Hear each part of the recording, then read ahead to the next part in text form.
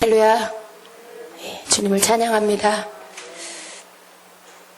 더우신데 여러분 건강을 잘 지키십시오. 요즘에 이게 인사예요. 너무나 날씨가 더워서 하나님의 은혜 안에, 하나님의 임재 안에 거할 때 우리가 우리의 영혼도 우리의 몸도 주님이 지켜주시는 줄 믿습니다. 말씀을 같이 봅니다. 요한복음 15장입니다.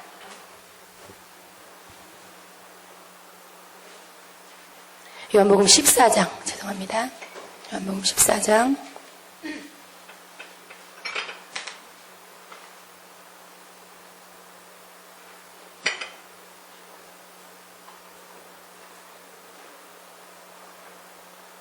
여러분, 주님이 우리에게 주시는 말씀이 제가 이렇게 대언을 했지만 여러분 마음에 부딪힘이 되세요?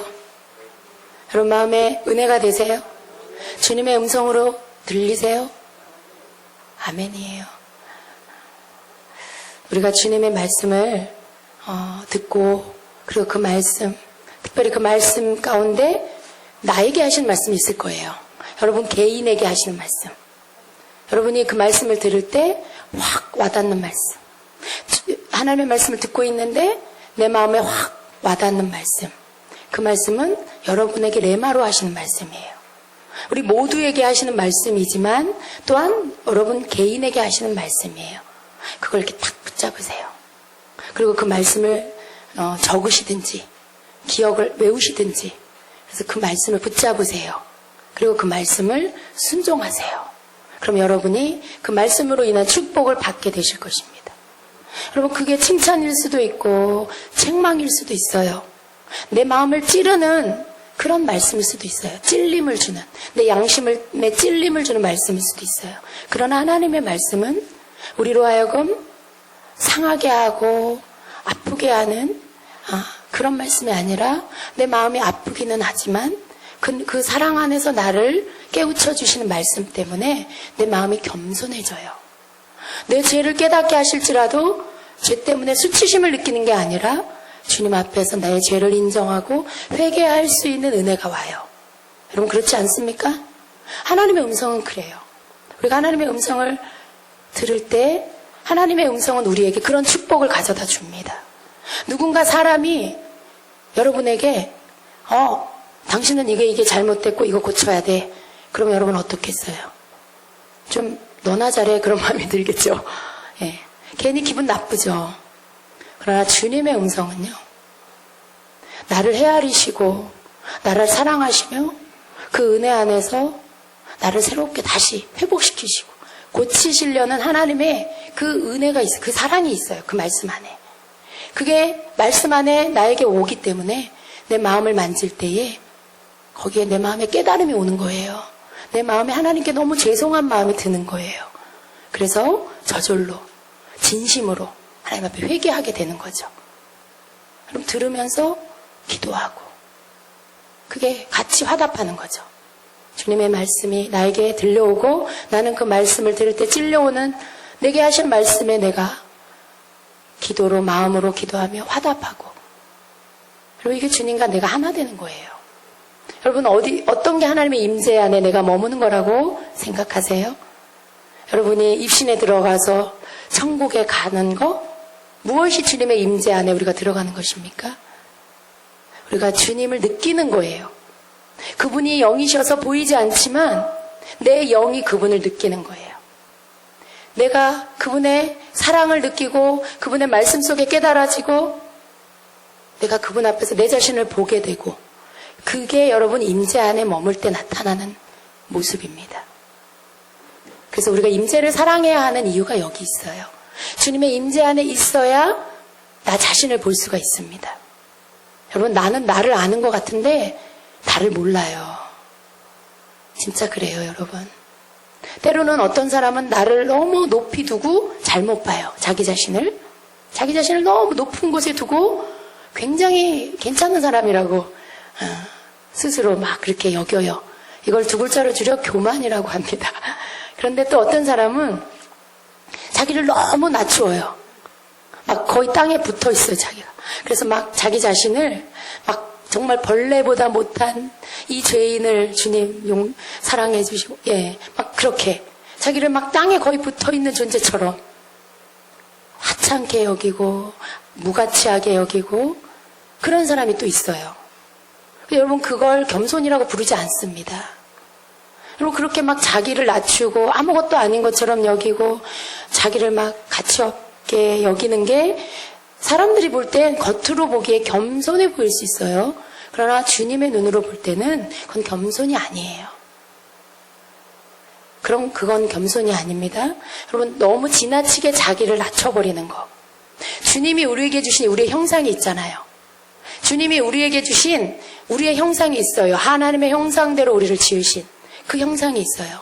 그걸 볼 줄 아는 사람, 말씀을 통해 나를 볼 줄 아는 사람, 하나님 앞에서 내 정체성이 무엇인지 아는 사람, 그게 너무 높지도 않고 그게 너무 낮지도 않고 나를 어떻게 보느냐? 예수님을 통해서 보는 거예요. 말씀을 통해서 보는 거예요. 하나님이 나를 보듯이 나를 볼 줄 아는, 바로 그게 가장 정확하게 나를 보는 것입니다. 어떤 사람은 좀 더 높은 단계에 있을 수 있어요. 그러나 어떤 사람은 아직 영적으로 어린아이의 단계에 있을 수도 있어요. 그러나 어느 단계에 있든지 예수 그리스도 안에서 내가 하나님의 자녀됨, 그리고 그 자녀됨의 권세를 가지고 내가 믿음으로 나아갈 때마다 하나님께서 내게 주시는 축복 안에서 나는 모든 것을 이길 수 있는 자라는 걸 믿는 자, 바로 그런 믿음을 갖고 자기 자신을 보는 자, 나는 그런 사람이야 라고. 예. 나는 아무것도 아니야, 나는 벌레만도 못해, 그게 아니라 나는 죄인이었으나, 그러나 지금도 죄 가운데 머물 때도 있으나 나는 예수 그리스도 안에서 하나님의 자녀가 된, 하나님의 은혜를 입은 자, 나는 계속해서 믿음 안에서 말씀 안에서 주님을 바라봄으로 계속해서 성장해 나아가야 될 사람, 주여 나를 성장시켜 주시옵소서라고 구하는 자. 그리고 거기에 겸손도, 거기에 어떤 교만도, 거기에 어떤 자기 비하도 없어요. 그렇죠? 왜냐하면 내가 아니고 주님 때문에 내가 있다는 걸 아는 고백이 그 안에 들어있기 때문에 그래요. 주님이 빠져있는 나, 주님이 빠져있는 나는요, 그냥 피조물을 이렇게 흙으로 빚어서 만든 그냥 육신이에요. 그냥 육신이에요. 죽으면 흙으로 돌아갈 그런 먼지 같은 존재죠. 여러분, 우리 존재의 근원이 흙이잖아요. 우리 육신이 흙이잖아요. 거기에 우리의 가치가 있는 게 아니라 우리에게 생기를 불어 넣어주신, 하나님의 생기를 불어 넣어서 우리로 영혼이 있는 존재가 되게 하신, 그게 우리의 가치잖아요. 그래서 우리 존재를 우리가 보여지는 모습, 내가 평가하는 모습, 또 내 옆에 있는 사람들이 나를 평가하는 그 내용, 그 말들, 거기에 내 존재 가치가 있는 게 아니에요. 주님이 나를 만드시고 이 땅에 내시고 그리고 나를 보시는 그 기준, 네. 그걸 발견하는 자가 복된 자입니다. 여러분, 오늘 그걸 발견하는 자가 되세요. 주님의 음성을 들을 때 여러분 그걸 찾는 자가 되세요. 이제까지 여러분이 40년, 50년 이렇게 살았다 할지라도요, 막상 여러분 자신에 대해서 몰라요. 여러분 존재가 어떠한지, 여러분의 가치가 어느 만큼의 가치가 있는지를 여러분은 몰라요. 우리가 눈을 떠야 돼요. 우리 영의 눈을 떠야 돼요. 그래서 주님이 나를 어떻게 보시는지를 내가 알아야 돼요. 그리고 나도 그렇게 나를 봐야 됩니다. 너무 높게도 아니고 너무 낮게도 아니고 딱 주님이 나를 보는 만큼, 딱 주님이 나를 평가하는 만큼 나도 그렇게 나를 봐야 하는 것입니다. 그럴 때 거기에 내가 잘난 척할 것도 없고, 거기에 내가 내 자기 스스로 자기 자괴감에 빠질 필요도 없고. 여러분 가운데 그런 분 계세요? 어려움을 만나면 숨어버리는, 소위 말하는 잠수 탄다 그러죠. 예, 어디론가 확 숨어버려 주위 사람들한테 연락도 안 하고 막 그런 분 계세요? 그건 건강한 게 아니에요, 여러분. 예. 그건 자기 자신이 자기를 평가하기 때문에 그래요. 주님의 눈으로 나를 자꾸만 보는 습관. 여러분이 자꾸 그게 한 번에 안 돼도요, 자꾸 주님의 눈으로 나를 보는 습관을 들이세요. 그리고 그 말씀 속에서 나를 찾으세요. 그러면 모든 상황 속에서 여러분이 서 있을 수 있게 됩니다. 예. 넘어지는 자가 아니라 서 있는 자. 어려움을 만나더라도. 그런 자가 건강한 사람이에요. 막 으쌰으쌰 하는 게 건강한 게 아니에요. 큰 소리로 방언기도 한다고 건강한 게 아니에요. 막 열정이 있어서 막 날마다 전도하고 막 금식한다고 꼭 건강한 건 아니에요. 어떤 상황에서도 쓰러지지 않고 견고하게 균형을 잡고 서 있는 사람, 그 사람이 건강한 것입니다. 하나님의 말씀에 의지해서 하나님의 말씀 때문에 그걸 딱 붙잡고 지팡이 삼아 요동하지 않고 서 있는 사람, 그 사람이 건강한 사람이에요. 그래서 우리가 하나님 앞에서 정말 건강한가 아닌가는 사건을 만나보면 알아요. 어려운 일을 만나보고 어려운 상황들이 닥치면 그때 딱 드러납니다. 평상시엔 잘 몰라요. 평상시에는. 일을 만나면 그때 딱 드러나요. 그래서 하나님이 가끔씩 우리를 테스트하실 때 우리의 믿음을 달아보시고 우리가 어느 만큼 와 있나 보시려고 사건을 허락하시죠. 어려운 환경을 허락하세요. 그때 여러분이 평상시에 가지고 있던 여러분에게 주셨던 하나님의 말씀들, 그 깨달음들 그때 쓰는 거예요. 그때 딱 꺼내서 쓰는 거예요. 아, 주님이 이렇게 말씀하셨지. 그래, 지금 이 상황에서도 이 상황이 진짜 한치 앞에 안 보여도 나는 하나님의 말씀을 믿을 거야. 하나님 말씀이 이렇게 말씀하셨으니까 나는 하나님의 말씀을 믿고 흔들리지 않아. 그리고 주님이 그렇게 하실 것을 믿고 기도할 거야. 그때 그 사람의 믿음이 하나님 앞에 합격되는 거예요. 그러면 그 상황들은 그냥 마치 태풍이 지나가듯 지나가는 거죠. 여러분, 이게 말이 쉽지 상황 속에 실제로 만나면 그렇게 쉽지는 않아요. 그러나 우리는 그렇게 계속해서 되어가야 합니다. 되어가야 돼요. 하나님은요, 우리를 이렇게 그냥은 축복 안 하세요. 그냥은 어떤 응답들이 오는 게 아니에요. 아무리 여러분이 정말 놀랍고 대단한 예언을 받았을지라도 그 예언이 그냥 성취되는 게 아니에요. 예언을 성취하실 때 우리의 믿음이 있나 보세요. 믿음을 달아보세요. 이렇게. 실제로 그 말씀을 믿는지를 실제적으로 하나님이 테스트하세요. 그리고 그 믿음의 그람수에 미달이 안 되면, 눈금이 부족하지 않으면 그때 응답이 옵니다. 그때 응답이 오는 거예요. 그래서 여러분이 환경을, 사건을 만날 때 정신을 번쩍 차리고, 아, 지금 이때가 바로 내가 시험을, 테스트를 받는 때구나 라는 것을 아시고 그 어느 때보다도 더 믿음으로 여러분 자신을 지키셔야 하는 거예요. 네. 하나님은 말씀하시고 그 말씀을 이루십니다. 믿음 있는 자와 함께. 다 놓쳐버리고 하나님 이렇게 말씀하셨잖아요. 근데 이게 뭐예요? 투덜투덜 원망하지 마세요. 여러분, 그렇게 되기 전에 내가 하나님 앞에서 항상 주신 말씀 갖고 기도하고 나 자신을 그 자리에 그 말씀 위에 세우는 자가 돼야 돼요. 아멘. 네. 그래서 여러분, 우리가 그냥 시간을 보내지 맙시다. 여러분, 우리가 벌써 2012년이잖아요. 우리가 여지껏 산 세월이 참 여러분 각자 다 다른데 주님이 기대하시는 건 뭐냐면 시간이 가면 갈수록 우리에게 주름살이 하나 늘어나고 이렇게 좀 몸이 망가지는 육체적인 현상, 그것만 우리에게 변화가 있는 게 있어야 되는 게 아니에요. 그거는 어떻게 보면 우리는 즐거워하는 게 아니죠. 그렇죠? 반갑지 않죠. 하나님이 우리에게 원하시는, 우리가 시간을 보내면서 하나님이 우리에게 기대하시는 건 뭐냐면 계속해서 우리의 속사람이 주님을 닮아가는 거. 계속해서 우리가 주님을 닮아가는 거예요. 좀 겉모습은 후패하나, 좀 주름살도 생기고 허리도 없어질 수도 있고 예, 뭐 피부도 안 예뻐질 수도 있고 나이를 먹으면. 근데 그게 중요한 게 아니라 주님이 우리에게 원하시는 건 우리의 속사람이 날로 날로 새로워지는 거. 근데 그게 있냐라는 거죠. 그런 사람이 돼야 돼요. 우리가 2012년을 벌써 8월 달이에요. 네, 8월 달이에요, 여러분. 이제 몇 개월이, 여름이 지나고 한숨 돌리면 눈이 오고, 그리고 올해가 또 갑니다. 여러분, 우리가 성장합시다. 예, 우리가 성장기가 끝난 게 아니에요. 육신적으로는 끝났을지 모르지만 우리 영적인 성장기는 계속됩니다. 계속 성장하셔야 돼요. 그냥 잠시 목마를 때 먹는 한 모금 그 시원한 물 한 그릇에 만족하지 마세요. 여러분 안에서 샘이 계속해서 이렇게 펑펑펑펑 솟아나는 샘이 여러분 안에 있어야 돼요.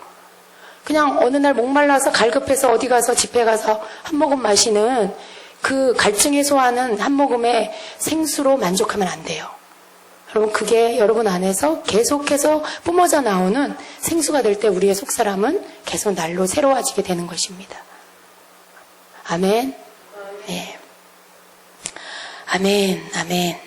자, 오늘 우리 요한복음 14장 15절, 6절, 7절 하고 21절, 23절의 말씀을 같이 교독하겠습니다. 너희가 나를 사랑하면 나의 계명을 지키리라.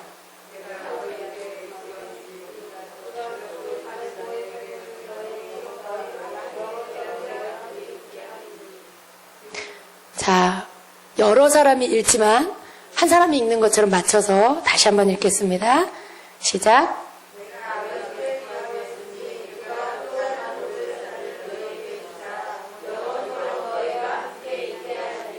그는 진리의 영이라. 세상은 능히 그를 받지 못하나니 이는 그를 보지도 못하고 알지도 못함이라. 그러나 너희는 그를 아나니 그는 너희와 함께 거하시며 또 너희 속에 계시겠음이라.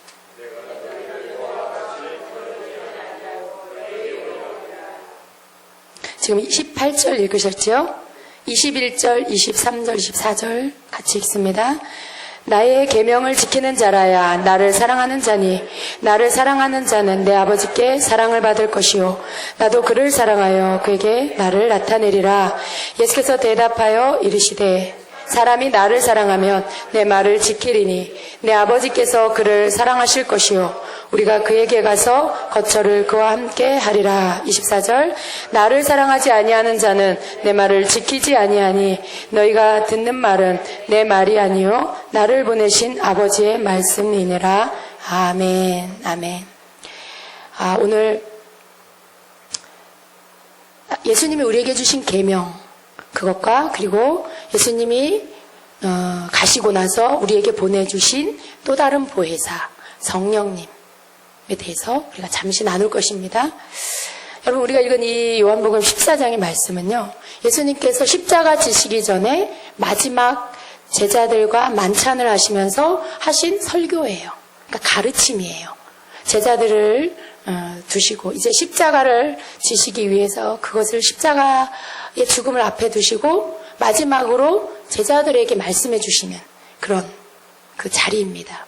그래서 요한복음 14장, 15장은 전체로 이렇게 하나로 이렇게 묶어서 13장부터 14, 15장 계속해서 16장까지 예수님께서 마지막으로 주시는 메시지입니다. 그래서 굉장히 중요해요. 예수님이 이 땅에 계시는 동안에 모든 삶의 그 3년의 공생애 안에 가르치셨던 모든 것들을 하나로 이렇게 묶어서 총정리를 해주시는 그런 내용입니다. 그래서 여기에서 말씀하고 있는 것, 계속해서 또 하고 반복해서 말씀하고 있는 것, 그 내용들이 이 안에 있습니다.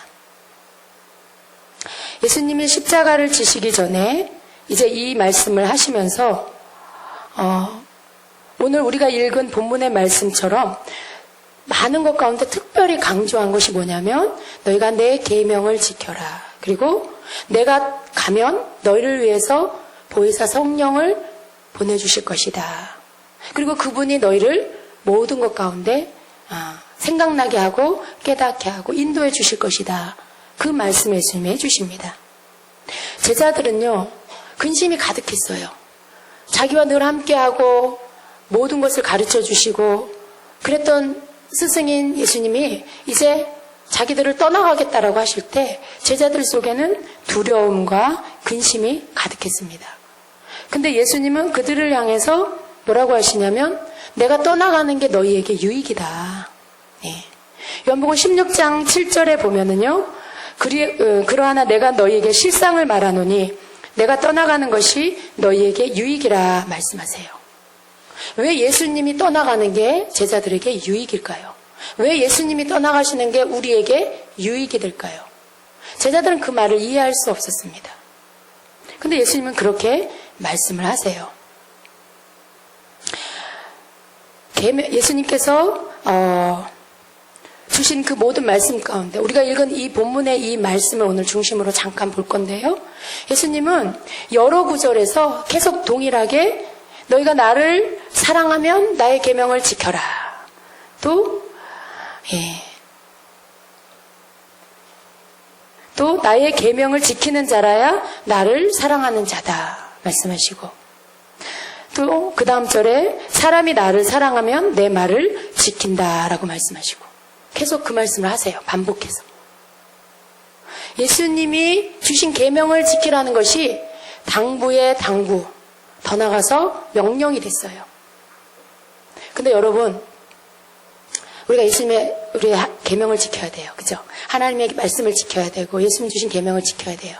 근데 어떠세요? 그 계명이 여러분 잘 지켜지나요? 지키려고 막 애써서 열심히 지켰는데 막 10가지 중에 9가지를 열심히 잘 지켰어요. 근데 어느 한 가지에 여러분이 확 무너졌어. 지키지 못했어요.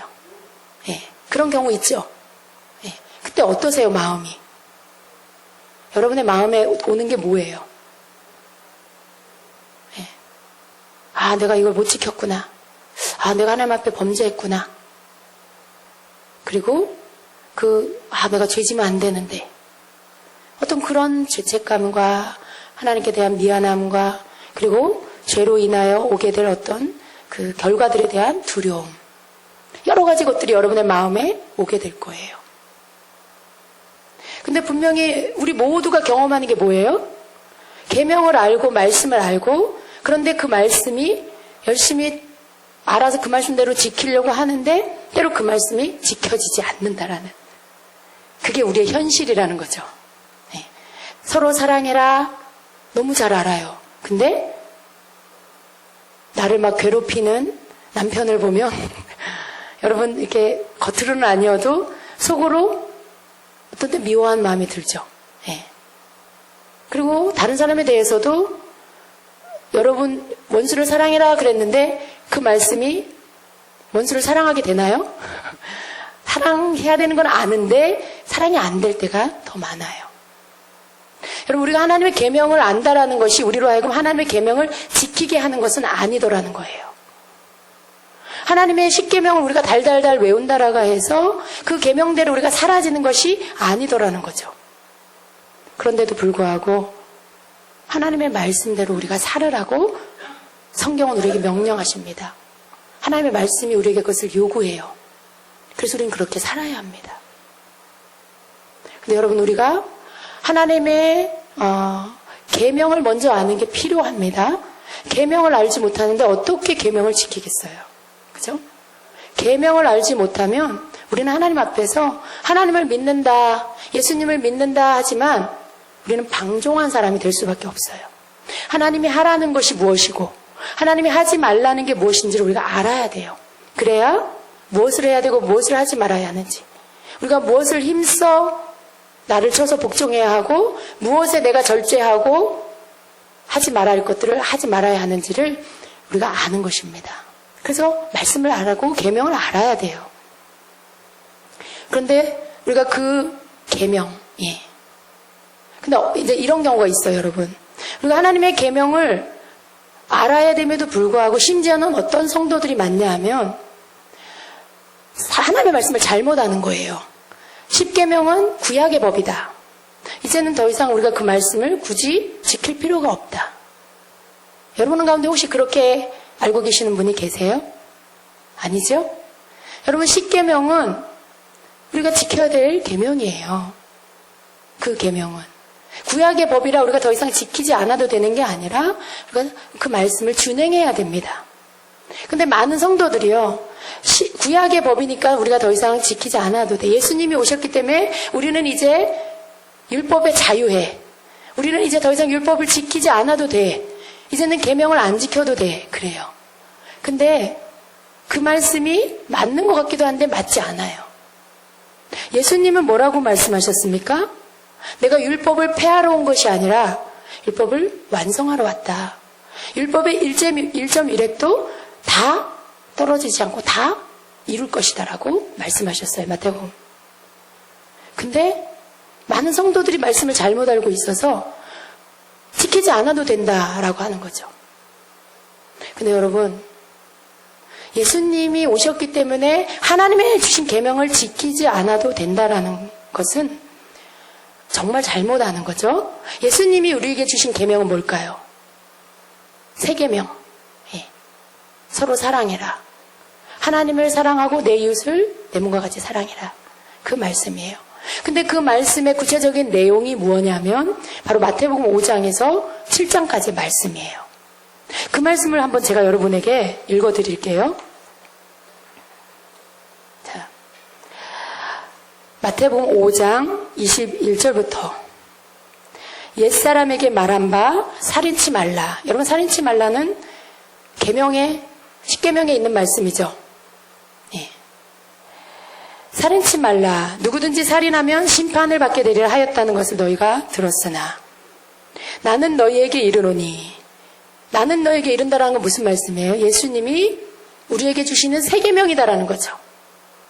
나는 너에게 이르노니 형제에게 노하는 자마다 심판을 받게 되고 형제를 대하여 라가라 하는 자는 공회에 잡히게 되고 미련한 놈이라 하는 자는 지옥불에 들어가게 되리라. 예. 구약의 10계명은 살인하지 말라 그 말씀만 주셨어요. 근데 예수님이 우리에게 주신 세 계명은 뭐라고 말씀하시냐면 형제에게 화를 내는 자마다 심판을 받게 된대요. 그리고 형제에 대하여 나가라, 그러니까 바보야 라고 하면 그는 공회에 잡혀가게 되고 야, 이 미련한 놈아 그러면 그는 지옥불에 들어가게 된다고 말씀해요. 여러분, 그게 살인입니까? 지금 예수님이 이렇게 나열하신 이 어떤 행위들이 누구를 죽이는 거예요? 아니죠. 욕하고 예. 어떻게 보면 상처 주고 어느 정도 그 정도예요. 생명을 앗아가는 건 아니에요. 그런데도 불구하고 예수님이 주신 말씀 뭐냐면 살인하지 말라라는 계명이 아니라 이제는 그 계명을 지키지 않아도 된다라고 하는 게 아니라 옛 사람에게 말한 바 살인치 말라라는 계명, 그 말씀을 주셨지만 나는 너희에게 말하노니 너희는 형제에 대해서 화도 내지 말고 형제를 향하여 바보라고 말하지도 말고 형제에게 미련한 놈아 라는 말도 하면 안 된다라고 했어요. 여러분, 이 법이 풀어졌어요? 아니면 더 강화됐어요? 구약의 10계명이 더 강화된 거죠? 그렇죠. 보세요. 그 다음 절을 또 봅니다. 또 간음하지 말라 하였다는 것을 너희가 들었으나 예, 10계명입니다. 근데 나는 너에게 이르노니 음욕을 품고 여자를 보는 자마다 마음에 이미 간음하였느니라. 예. 아직 간음 안 했어요. 근데 마음에 그런 마음을 생각만 해도 품기만 해도 이미 간음한 거다라고 말씀해요. 여러분, 이 계명이 느슨해진 겁니까? 강화된 겁니까? 강화된 거죠. 우리가 10계명을 지키지 않아도 돼. 우린 자유해. 율법에서 자유해. 지금 그 뜻입니까? 아니면 그 말씀을, 그 계명을 더 지켜야 된다는 말씀입니까? 더 지켜야 된다라는 그러한 뜻이 있어요. 예. 또 눈은 눈으로 이는 이로 갚으라 했다는 것을 너희가 들었으나 나는 너에게 이르노니 악한 자를 대적하지 말라. 누구든지 내 오른편 뺨을 치거든 왼편도 돌려대며 너를 고발하여 속옷을 가지고자 하는 자에게 겉옷까지 가지게 하며 너에게 억지로 오리를 가게 하면 그 사람과 심리를 동행해주고 너에게 구하는 자에게 주고 너에게 꾸고자 하는 자에게 거절하지 말라. 내 이웃을 사랑하고 내 원수를 미워하라 하였다는 것을 너희가 들었지만 나는 너에게 이르노니 너희 원수를 사랑하고 너희를 핍박하는 자를 위해 기도하라. 여러분, 이게 예수님이 우리에게 주시는 새 계명의 내용의 일부입니다. 10계명보다 더 어렵죠? 10계명보다 쉽습니까? 더 어려워요.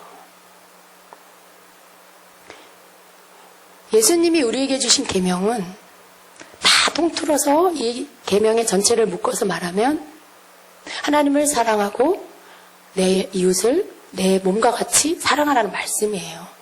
근데 여러분, 제가 이 말씀을 왜 하냐면 이 말씀을 잘 알아요.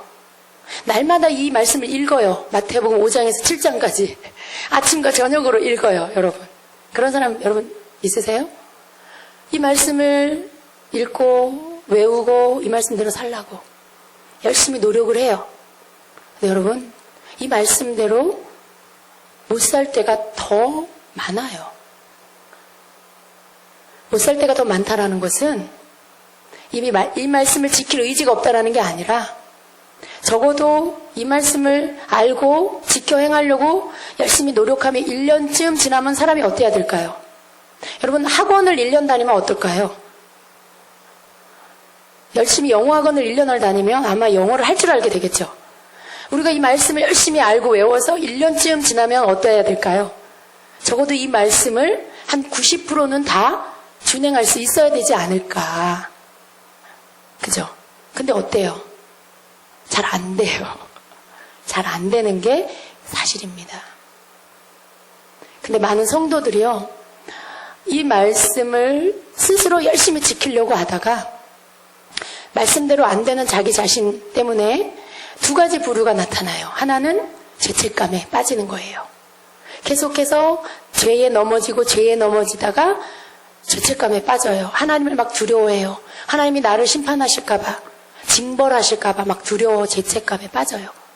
그런 부류가 있고요. 또 하나는 어떠냐면, 아유, 나도 모르겠다. 아유, 하나님의 말씀대로 살기 너무 힘들다. 그냥 나 편한 대로 살자. 라고 포기하는 사람이 있어요. 근데 여러분, 제가 오늘 이 말씀을 드리는 이유는요, 처음 우리가 말씀의 처음으로 돌아가서 예수님께서 우리에게 두 가지를 말씀해 주셨어요. 오늘 본문에서 너희가 나를 사랑하면 내 계명을 지켜라 라는 말씀과 내가 떠나가는 것이 너희에게 유익이고 내가 너희를 위해서 다른 보혜사를 보내줄 거다 라는 말씀이에요. 그렇다면 이 두 가지는 하나라는 뜻이죠. 여러분, 지혜로운 자는 깨달으셔야 됩니다. 계속해서 예수님은요, 계명을 지키는 것과 보혜사 성령님을 보내주시는 것을 계속 말씀하고 계세요. 그것은 따로따로가 아니에요. 그것은 하나입니다. 우리가 복음을 제대로 깨달을 필요가 있어요. 예수님은 우리를 위해서 이 땅에 오셨어요. 우리를 구원해 주시려고. 여러분 다 알죠? 구약의 사람들, 하나님의 백성들은 자기 죄를 하나님 앞에 용서받기 위해서 제물을 죽여서 짐승을 잡아 제물로 드려서 자기 죄를 그 짐승에게 전가시키고 그 짐승을 죽게 함으로 대신 그 죄를 그 짐승에게 담당시켜서 죄사함을 받았습니다. 근데 여러분, 그 가운데는 온전한 자유함이 없었어요. 아무리 짐승에게 죄를 전가시켜서 그 죄를 제물로 드려도 끊임없이 내 안에서 일어나는 죄에 대한 죄책감, 그리고 죄로 인한 자유함이 없다라는 거죠, 거기에. 근데 여러분, 그것이 이제 예수님이 오심으로 십자가에 우리의 죄를 담당해 주셔서 예수님이 생명을 우리와 동일하신, 그러나 죄가 없으신 하나님이시면서 사람이신 예수님이 십자가에 죽으심으로 이제는 그 모든 죄로부터 이제는 끝이 났습니다. 그 모든 죄를 예수님이 이제는 끊어주셨어요. 이제는 더 이상 짐승을 잡는 게 아니라 예수님이 우리를 위해서 대신해서 생명을 내어주심으로. 짐승과 사람이 같은 레벨인가요? 절대 아니죠, 여러분. 누군가를 대신해서 그 값을 치르려면 그 사람의 그 동등한 그 레벨에서 누군가가 대신 죽어야만 그게 값이 치러지는 것이죠. 네. 예수님이 우리를 위해서 그렇게 하셨어요. 그리고 그것을 믿는 자, 그것을 믿고 받아들이는 자, 그러한 자에게, 믿고 회개하는 자에게 죄사함의 자유함이 왔습니다. 그런데 그것으로 끝난 것이 아니에요. 그걸 통해서 우리가 구원을 얻었어요. 구원이라는 자격을, 그 구원받을 그 어떤 티켓을 우리가 받았어요. 그리고 나서 우리에게 요구하시는 것이 무엇이냐 하면, 내 계명을 지켜라. 내 계명을 지켜라는 거예요. 그런데 다시 고민이 생겼어요. 무슨 고민이냐? 예수님을 통해서 생명을 얻었고 구원을 얻었는데 예수님의 계명대로 살아야 하는데 그 말씀대로 내가 사라지지 않는다라는 거. 거기에서 내가 노력해도 8개, 9개까지는 되는데 10개가 이루어지지 않는다라는 거. 어느 한 부분에서 계속해서 넘어진다라는 거. 계속해서 내가 어떻게 넘을 수 없는 한계가 있다라는 것을 우리가 알게 된다는 거죠. 여러분, 하나님의 말씀대로 살아야 합니다라는 말씀을 들으면 결심해요. 결단해요. 그죠? 내가 그 말씀대로 살아야지. 집에 돌아가서 열심히 노력합니다. 작심 3일. 예. 그게 우리의 모습이에요, 여러분. 우리가 그렇게밖에 할 수 없는 존재라는 거예요. 하나님이 우리 그걸 아십니다. 우리의 연약함을 아세요. 우리가 연약하기 때문에 그러니까 계속 죄를 져도 된다라는 건 아닙니다. 여러분, 아니에요. 하나님 우리의 그러한 모습을 아시기 때문에 계명을 지키라는 명령과 함께 또 다른 보혜사인 성령님을 우리에게 보내주셨다라는 거. 여러분, 왜 성령님이 오셨느냐를 우리가 깨달아야 돼요. 성령님은 어떤 분이시냐? 성령님은, 여러분 성령님과 늘 함께 하십니까? 그분의 도움을 받고 계세요? 그분에게 때마다 일마다 도움을 청하십니까? 아멘이 안 나와요. 아멘이 안 나와. 여러분 아마 성령님을 이렇게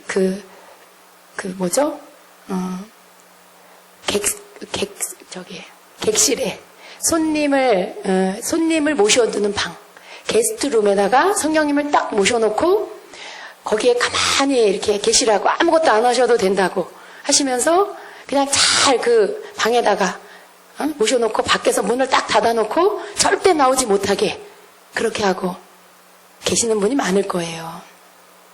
그죠? 그분은 내가 섬겨야 될 분이니까 그분을 피곤하게 하면 안 되고, 그분에게 뭘 시키면 안 되고, 내가 다 알아서 해야 되고 막. 여러분, 그런 분들이 많으실 거예요. 근데 성령님은 이 땅에 왜 오셨냐 하면은요, 우리를 도우시기 위해서 오신 거예요.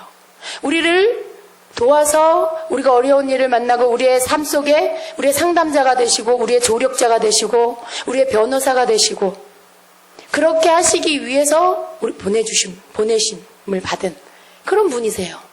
그 이름 자체가 그 뜻이에요. 상담자, 조력자, 위로자, 변호사, 이런 뜻이에요. 옆에 계셔서 도와주시는 분, 곁에 계시면서 도와주시는 분, 그것이 그분의 이름입니다. 보혜사, 다른 보혜사라는 이름의 뜻이에요. 그게 그분의 하시는 일이에요. 그 이름이. 근데 정작 우리는 그분의 도우심을 구하지 않아요. 계명을 지키라라는 말씀은 아는데 계명을 지킬 수 있게 하시기 위해서 오신 성령님의 도움을 우리는 구하지 않아요. 그리고 끊임없이 계명을 지키지 못하는 자기 자신을 자책하며 나는 왜 말씀대로 살지 못할까? 왜 어제는 됐는데 오늘은 안 될까? 왜 이 말씀은 됐는데 이 말씀은 안 될까? 그러면서 끊임없이 자기를 채찍질합니다. 그리고 늘 마음에 평안이 없어요. 그 마음에 늘 불편함이 있고 죄에 대한 꺼리낌이 있고 하나님 앞에 담대히 나아가지 못하고 하나님께 심판받을까 두려움을 갖고 나중에 예수님 오실 때 들림받지 못하면 어떻게 하나 하는 걱정을 하고, 그게 우리의 모습이에요. 여러분 아닙니까? 그렇죠. 네, 여러분, 성령님을 우리에게 보내주신 이유, 그분은 우리를 돕기 위해서 오셨고, 그분은 나를 사랑하는 자는 내 계명을 지켜라 하신 예수님께서 그 계명을 지킬 수 있게 하시기 위해서 그분이 이제 부활하여 아버지 곁에 가시면서 또 다른 보혜사인 성령님을 우리에게 보내주신 그 이유가 바로 그 말씀대로 살게 하시기 위해서 그렇게 하셨다라는 것, 여러분 다시 깨달으시기 바랍니다. 우리가 하나님의 말씀대로 살려고 하면 할수록 이 말씀이 우리에게 더 기쁜 소식이 되는 거예요. 여러분, 우리가 하나님 말씀대로 살려고 하는 노력이 없으면은요, 성령님에 대한 그 필요, 성령님이 그렇게 우리의 삶에 그렇게 많이 필요하지 않다라고 느낄 수 있어요. 왜? 내가 그냥 하고 싶은 대로 하면서 살면 되니까. 내가 여기 가고 싶으면 가고, 내가 교회 가기 싫으면 안 가고, 하나님 말씀대로 순종하기 싫으면 안 하고. 근데 무슨 성령님의 도움이 필요해요? 근데 무슨 성령님이 나에게 필요해요? 그냥 내 마음대로, 내 생각대로, 내 뜻대로 살면 되는 거예요. 그러나 우리가 하나님의 말씀대로 살려고 하고, 구약의 법보다 신약의 법, 예수님이 우리에게 주신 세계명의 법이 더 강화가 됐는데, 이제는 행위로 지키는 것, 행위로 하고 안 하고 그것만 보시는 게 아니라 이제는 네 마음에 어떠하냐, 네 마음에 미워하느냐, 네 마음이 살인을 가서 죽이지 않아도 네 마음에 형제를 미워하느냐, 네 마음에 형제에 대한 비판을 판단하는 마음을 갖느냐, 그것만 있어도 이미 죄라고 하는데, 이미 살인이라고 하는데, 그 계명을 지키려면 여러분, 내가 그 계명을 지키려고 할 때, 그 계명을 지키려고 할 때 성령님이 내게 필요한 거예요. 깨달으십시오. 하나님의 말씀과 무관하게 사는 자에게는 성령님이 왜 오셨는지 못 깨달아요. 왜 성령님이 그렇게 예수님이 마지막 설교에 강조하시고 강조하셔서 보혜사 성령님을 그렇게 계속해서 말씀하신 이유가 뭔지를 하나님 말씀대로 살려고 하지 않는 자들은 그 비밀을 모릅니다. 그 비밀을 몰라요. 돕는 자, 그분이 나를 위로하는 자, 그분이 나를 도와주는 자, 뭐 굳이 난 도움 안 받아도 되는데. 그렇죠, 여러분. 말씀대로 살지 않으면 그분의 도움 받을 필요가 없어요. 여러분 안에 하나님의 말씀대로 살고자 하는 의지가 있으십니까? 여러분이 하나님 말씀대로 살려고 하는데, 하나님 계명대로 사랑하려고 애쓰는데도 불구하고 넘어지고 있습니까? 여러분 가운데 그러한 분은요, 이제 오늘부터 적극적으로 보혜사 성령님의 도움을 구하세요. 이제까지 그분을 그냥 여러분이 게스트룸에 모시고 계셨다라면, 이제부터는 여러분이 시장에 갈 때도 같이 가고, 여러분이 누군가를 만나러 갈 때, 어려운 그 상대를 만나서 뭔가 대화를 풀어야 할 때도 같이 동행하고, 여러분이 밤길을 혼자 걸을 때도 동행하고, 여러분이 잠자리에 들어갈 때도 그분을 동행하고, 밥을 먹을 때도 그분을, 여러분이 누군가 어렵게 정말 사랑이 안 되는 자를 만나 사랑해야 된다는 그분, 그때도 성령님과 동행하고, 여러분의 모든 일상 속에서 성령님을 동행하세요. 이게 바로 우리가 하나님의 계명을 지킬 수 있는 비결이에요. 절대로 우리의 노력으로 안 돼요. 절대로 우리의 애씀으로 안 됩니다, 여러분. 어떤 사람은 5가지를 지킬 수 있어요. 심지어 어떤 사람은 9가지를 지킬 수 있어요. 그러나 10가지를 지키는, 하나님의 계명 전부를 지킬 수 있는 그 비결은 바로 성령님이 아니고는 안 된다라는 거예요.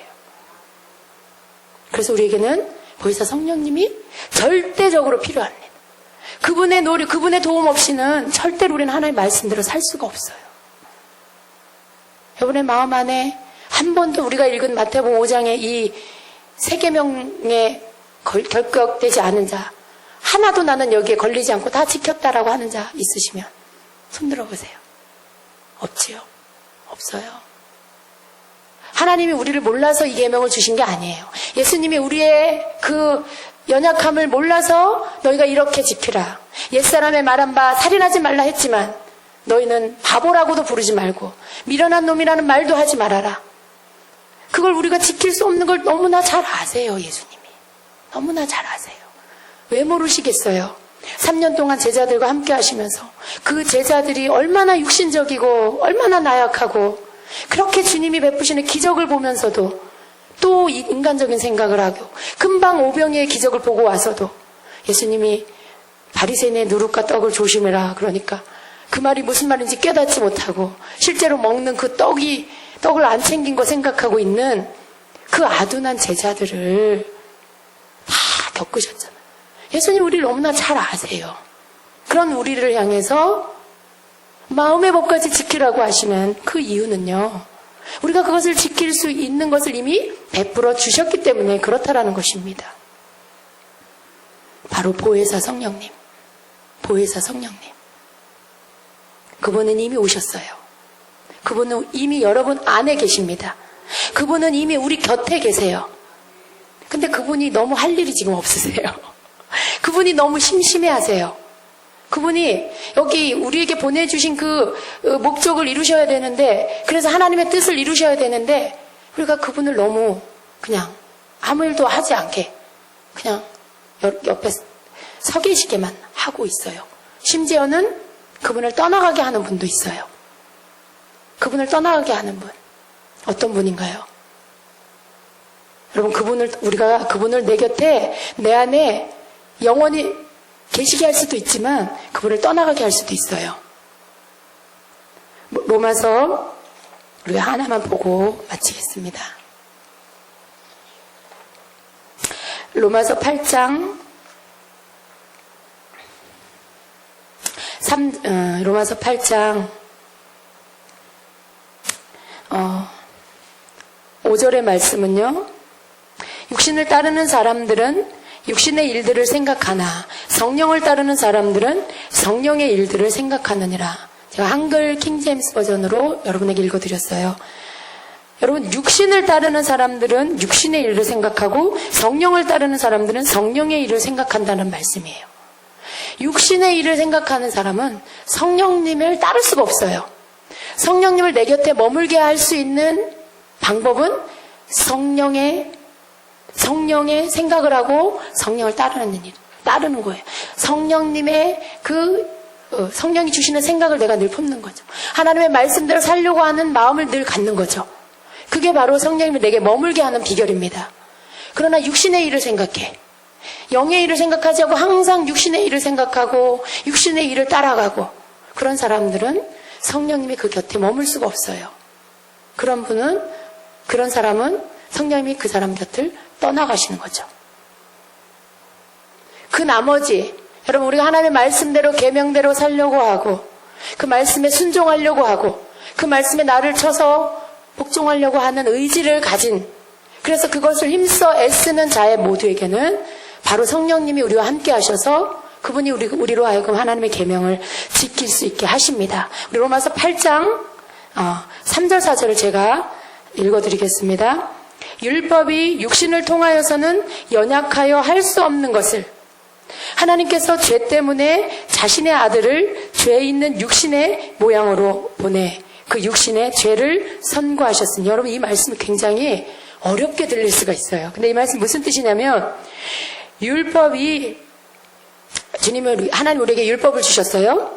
근데 우리가 육신을 통해서 연약해서 그 율법을 지킬 수가 없어요. 이룰 수가 없어요. 그래서 육신을 통하여서 연약하여 할 수 없는 그것을, 하나님께서 우리의 죄 때문에 자신의 아들을 죄 있는 육신의 모양으로 보내셨어요. 그리고 그 예수님의 육신에 죄를 선고하셨어요. 우리의 죄를 대신 선고하신 거죠. 그래서 이는 율법의 의가 우리 안에서 이루어지게 하려 함이라. 우리는 육신을 따라 행하지 않고 성령을 따라 행하는 자들이라. 여러분, 율법의 의를 이루는 거, 이게 무슨 말씀이냐면, 우리에게는 의가 두 가지가 있어요. 예수님의 보혈을 통해 죄사함을 얻음으로 인해 의로워지는 것, 그리고 하나님의 말씀을 지켜 그 말씀의 계명을 지켜 순종함으로 이루는 의. 이 두 가지 의가 우리가 다 이루어야 할 의입니다. 근데 많은 사람들이 예수님의 보혈로 의를 이루어요. 그리고 그 다음 우리가 보혜사 성령님과 더불어 하나님의 말씀을 준행함으로 인해서 말씀의 의를 이루어야 하는데, 율법의 의를 이루어야 하는데 그 의를 이루지 않아요.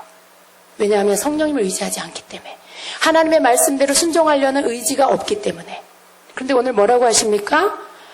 하나님께서 우리가 연약해서, 육신 때문에 연약해서 할 수 없는 그걸 예수님을 통해서 이루어 주셨는데, 그 이루신 이후에 율법의 의가, 즉 하나님의 말씀을 지킴으로 인하여 얻게 되는 그 의, 율법의 의가 우리 안에서 이루어지게 하려 함이라. 예수님을 통해서 우리가 그렇게 될 수 있는 자격을 얻었어요. 여러분, 이 말씀 속에 뭐가 있냐면, 예수님을 믿지 않고는, 예수님의 보혈을 통하여 우리가 죄사함을 받지 않고는 결코 성령님이 우리에게 오시지 않아요. 예. 그래서 예수님의 보혈을 통해 얻는 의와 하나님의 말씀을 이루어서 얻는 율법의 의, 이 두 가지를 이루려는 첫 번째 문은 바로 예수님을 통해서만 얻게 되는 거죠. 예수님을 통해서 얻게 되는. 성령님은 예수님을 통하지 않고 오시지 않아요. 무슨 말씀인지 이해하시죠? 예. 예수님 없이 우리가 성령님을 우리 안에 모실 수가 없어요. 예수님을 통해 의를 이루고, 그리고 그분을 통해서 성령님을 우리가 우리 안에 모셔드리고, 그리고 그 성령님의 도움을 받아 하나님의 말씀의 그 계명들을, 그 율법들을 지켜서 그 의를 이룰 수 있게 되는 것. 바로 이것이 이 말씀의 뜻입니다. 우리는 육신을 따라 행하지 않고 성령을 따라 행하는 자들이라. 성령을 따라 행할 때에 우리가 율법의 의를 이룰 수가 있어요. 성령을 따라 행할 때에 율법, 계명, 즉 하나님의 말씀, 그것을 이룰 수가 있는 것입니다. 여러분 안에 하나의 의문이 생길 거예요. 율법을 지키는 건 아닌데 예수님 안에서 우리가 진리 가운데 자유케 되었는데 라고 생각할 수 있어요. 여러분, 그런데 우리가 하나님의 말씀을 알 때 바르게 알아야 돼요. 율법이라는 것은 열심히 내가 그것을 지키려고 내 노력으로 애쓰는, 율법을 지키지 말라는 말씀의 뜻은 내 노력으로 애써서 내 행위로 지키려고 하는 거. 주님과 상관없이, 성령님과 상관없이. 그러면 어떻게 돼요? 내 의로서, 내가 막 내 스스로 의로워져서 내가 지켜서 스스로 의로워지는 거. 예수님과 상관없이. 그건 아니에요. 그건 율법주의예요. 율법주의. 그러나 율법이 하나님의 말씀이에요. 계명이에요. 하나님의 우리에게 이렇게 살아라 라고 해주신 것들이 바로 그 안에 율법입니다. 그게 계명이고 그게 하나님 말씀이에요. 사람이 만든 율법 말고요. 바리새인들이 만든 율법 말고요. 그런 어떤 행위를 지킴으로 인해 의로워지는 게 아니라 그런 어떤 사람이 만들어낸 그런 것들을 지켜서 내가 의롭다 인정받는 게 아니라 하나님의 말씀.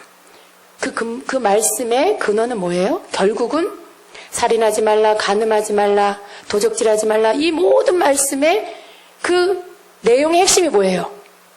사랑하라는 거. 사랑하라는 거. 근데 그 사랑을 이루는 거. 그게 바로 율법의 의를 이루는 것이고, 우리가 그 사랑을 이루기 위해서는 성령님의 도움을 받아야 하는 것입니다. 그래서 성령님이 우리에게 이렇게 중요한 거예요.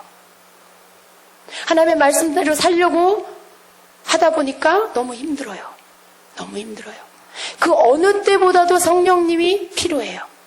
여러분, 우리가 하나님의 계명을 알기 때문에 이제는 하나님 말씀대로 살아야 우리가 온전한 구원을 얻는다는 것을 깨달았기 때문에 그 어느 때보다도 우리에게는 보혜사 성령님이 필요합니다.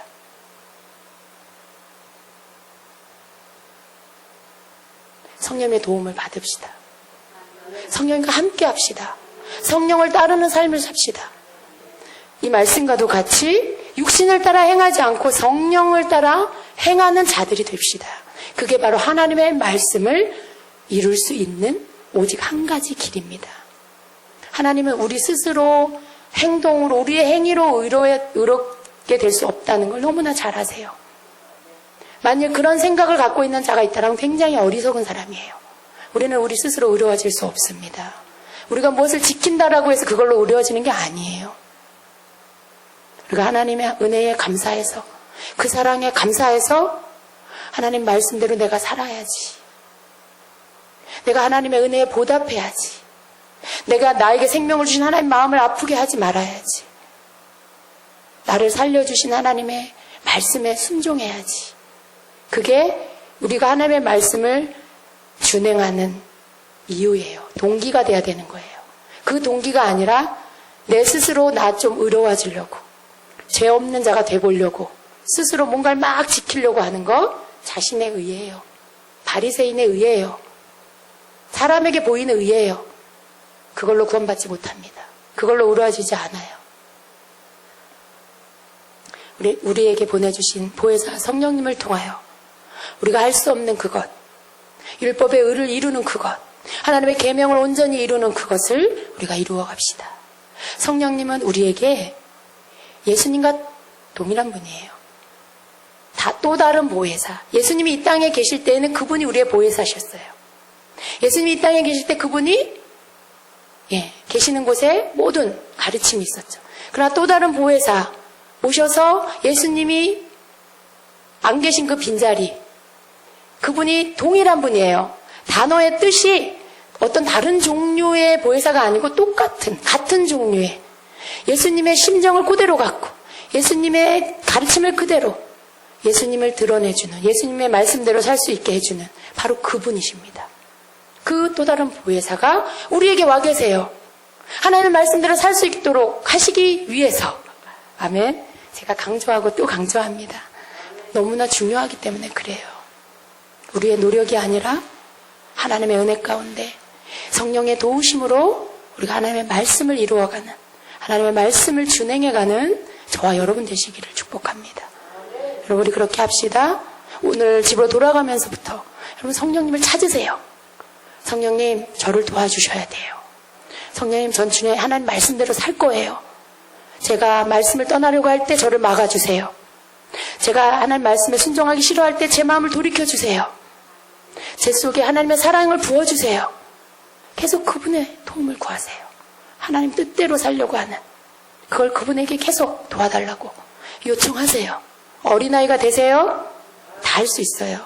교회에 다닌 지 이제 1년 된 자도, 교회에 다닌 지 20년, 30년 된 사람도 다 똑같아요. 예수님을 구주로 영접했다라면 우리 안에 성령님이 계십니다. 그분의 도움을 받아 하나님의 뜻을 이룰 수가 있습니다. 아멘. 이 시간에 우리 같이 기도합시다.